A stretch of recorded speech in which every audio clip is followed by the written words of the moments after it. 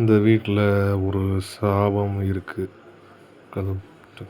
ஒவ்வொரு இரவும் சரியாக 1:17 மணிக்கு வாசலில் 3 தட்டல்கள். திக் திக் திக். பயத்தை மறைத்து அரவிந்த் கதவு கிட்ட போனான். கதவை திறக்க போனபோது யாருமே அந்த வாசலில் இல்லை.